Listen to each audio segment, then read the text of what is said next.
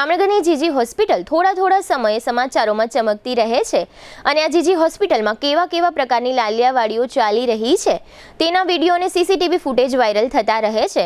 આ પ્રકારનો વધુ એક બનાવ બનવા પામ્યો છે।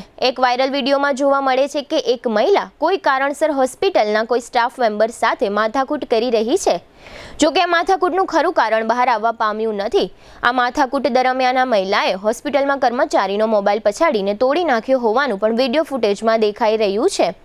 નવાઈની વાત એ છે કે જીજી હોસ્પિટલના જૂના બિલ્ડિંગમાં જીઆઈએસએફની એજન્સી હસ્તક કામગીરી બજાવતા કોઈ સિક્યોરિટી કર્મચારી આવડા મોટા બનાવ વખતે જોવા મળ્યા ન હતા। આ અંગે એવી વિગતો જાણવા મળે છે કે જીજી હોસ્પિટલના સિક્યોરિટી ગાર્ડ રઘુવીરસિંહ જેઠુભા ઝાલા પર સંગીતા નામની કોઈ મહિલાએ હુમલો કર્યો હતો। આ મહિલાની સાથે વિનોદ નામનો કોઈ શખ્સ હોવાનું પણ બહાર આવ્યું છે। આ સમગ્ર પ્રકરણ અંગે રઘુવીરસિંહ ઝાલાએ પોલીસ ફરિયાદ નોંધાવી છે।